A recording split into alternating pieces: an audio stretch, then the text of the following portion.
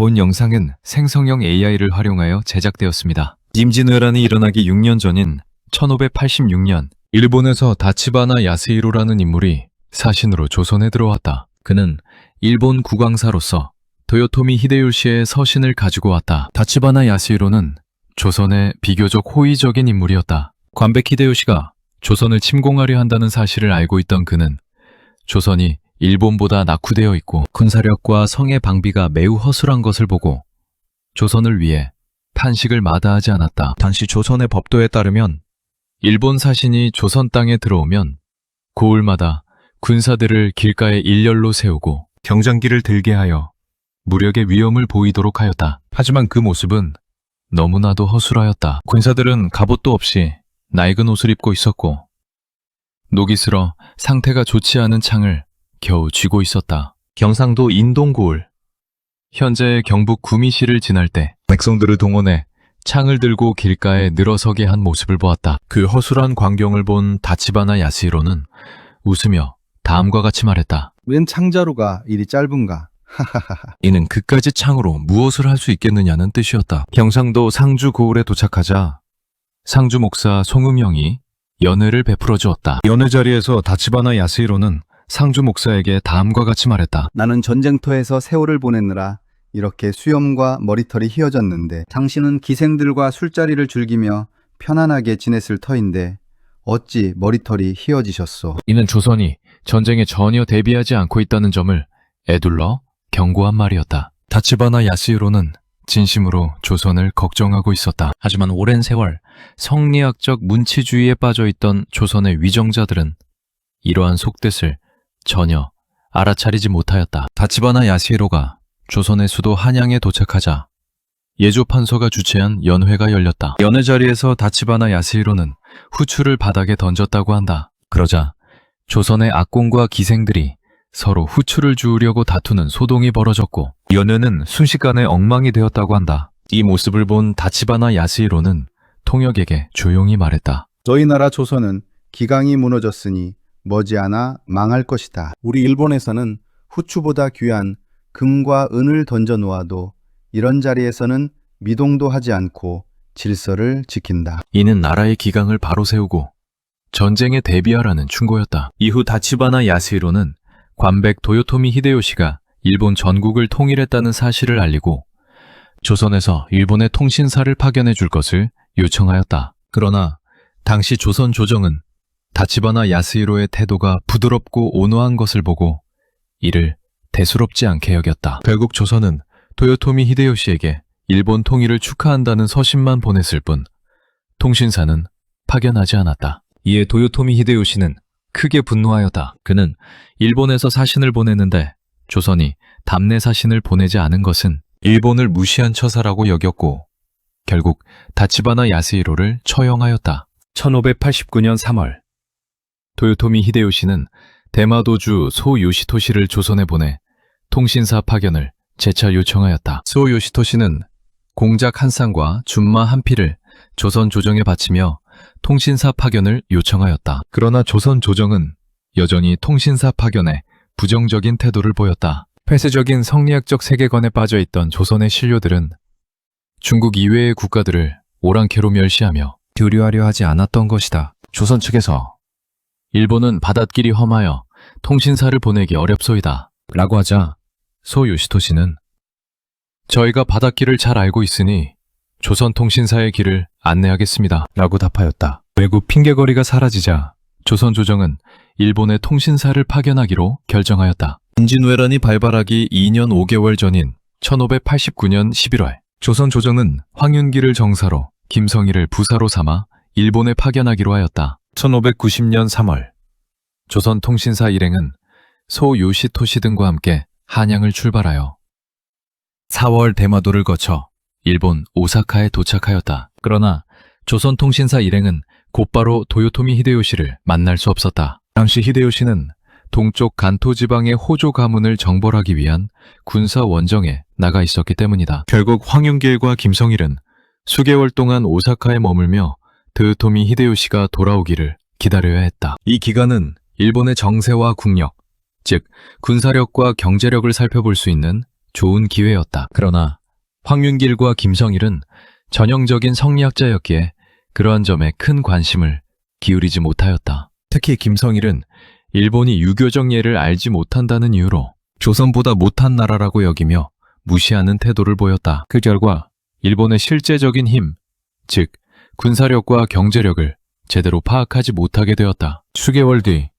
호조 가문을 멸망시키고 군사원정을 승리로 이끈 도요토미 히데요시가 위풍당당하게 오사카로 개선하였다. 그러나 그는 곧바로 조선 사신을 접견하지 않았다. 당시 그는 궁궐 증축공사에 매진하고 있었기 때문이다. 외국 사신을 이렇게 오랫동안 만나주지 않고 방치한 것은 히데요시가 이미 조선의 현실을 어느 정도 파악하고 있었으며 조선 사신을 가볍게 여겼음을 보여주는 대목이기도 하다. 당시 히데요시는 승려로 변장한 간첩들을 조선 팔도에 파견하여 정보를 수집하고 있었고 이를 통해 조선의 정세와 국력을 상당 부분 파악하고 있었다고 전해진다. 수집된 정보에 따르면 조선의 군사력과 경제력은 아주 취약하다고 판단되었으며 히데요시는 전쟁이 일어나면 명나라가 개입하지 않는 한 압승할 것이라고 보고 있었다. 1590년 11월이 되어서야 조선통신사 일행은 주라쿠다이, 즉 히데요시가 교토에 지은 대저택에서 히데요시를 접견할 수 있었다. 비록 히데요시의 용모는 왜소하고 못생겼으며 얼굴은 검고 주름져 원숭이를 닮은 모습이었다고 한다. 그러나 그의 눈동자는 번뜩이며 사람을 꿰뚫어보듯 쏘아보는 인상을 지니고 있었다. 그는 사모와 흑포 차림으로 방석을 여러 겹 포개어 앉아 있었는데 허리가 길어 앉은 키가 매우 크게 보였다고 한다. 조선 사신들인 황윤길과 김성일이 좌석으로 나아가자 연회 준비는 전혀 되어 있지 않았다. 앞에는 탁자 하나만 놓여 있었고 그 위에 떡 한 접시가 올려져 있었다. 옹기사발의 탁주를 따라 세순배 돌린 뒤 그것마저 곧 치워버렸다. 이는 외국 사신을 접대한다고 보기 어려울 만큼 매우 소홀한 대접이었다. 잠시 후 히데요시는 편복 차림으로 어린 아들 스루마스를 안고 나와 당상을 서성거렸다. 그리고 조선의 악공들을 불러 여러 음악을 성대하게 연주하도록 하였다. 음악을 듣고 있던 중 어린 아들이 옷에 오줌을 누웠다. 히데요시는 웃으면서 시녀를 불러 아이를 건네주었고 곧 다른 옷으로 갈아입었다. 이는 외국 사신이 있는 자리에서 보기에는 예의와 품위가 부족한 행동이었다. 그만큼 조선을 가볍게 여기고 있었음을 보여주는 장면이었다. 이후 히데요시는 조선의 정사와 부사에게 노자로 각각 은 400냥을 주고 서장관 이하에게도 차등을 두어 지급하였다. 조선 사신들은 답서를 받아 귀국하게 해줄 것을 재촉하였으나 히데요시는 답서를 즉시 결제하지 않고 먼저 돌아가라고 요구하였다. 이에 황윤길 등은 떠나지 않고 숙소인 계빈에서 기다렸고 그제야 답서가 전달되었다. 그러나 그 답서는 내용과 표현이 거칠고 거만하여 조선 사신들은 여러 차례 수정을 요구한 끝에야 이를 수령하였다. 그럼에도 불구하고 답서의 내용은 충격적이었다. 명나라를 정복할 것이니 조선은 일본에 복종하여 충성을 다하라 는 내용이 담겨 있었기 때문이다. 나는 태양의 아들이다. 계면북에 들어가 우리나라의 풍속을 400여 주에 심어놓고 교토의 다스림과 교화를 억만년토록 시행하고자 하는 것이 나의 뜻이다. 귀국이 앞장서서 입조한 것은 앞일을 깊이 헤아린 것이니 전혀 근심할 것이 없다.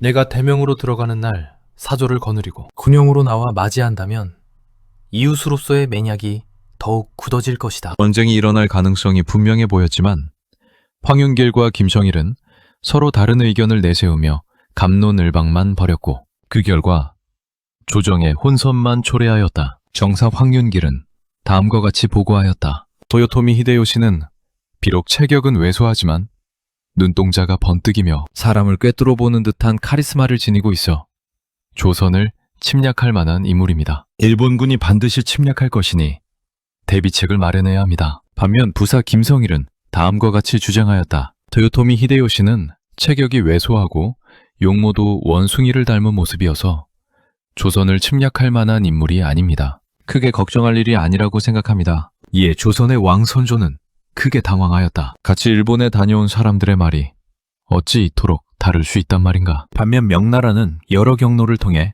일본이 조선을 침공하려는 움직임을 이미 파악하고 있었다. 당시 명나라 강남 지역과 서일본 사이에 무역이 활발했기 때문에 상인 겸 간첩들을 통해 조선 침공에 관한 첩보가 명나라에 전달되었다. 비록 명나라 조정이 일본과의 조공무역을 허락하지 않았지만 실제로는 조공무역보다 규모면에서 수십 배나 큰 밀무역이 강남 지역에서 성행하고 있었으며 명나라 조정도 이를 사실상 묵인하고 있었다. 이로 인해 양국의 상인들은 중국 강남 지역과 일본 규슈 지역에 상주하는 경우가 많았으며 그만큼 양국 간 정보 교류도 활발하게 이루어졌다. 임진왜란이 발발한 뒤 명나라와 일본 간의 강화 협상을 주도하던 심유경도 절강성 출신의 상인이었다고 한다. 그는 절강성에서 배를 타고 일본을 자주 왕래하며 상업 활동을 펼쳤던 인물로 일본어에도 능통했다고 한다. 명나라 상인들은 현재 일본의 경제력과 군사력이 융성하고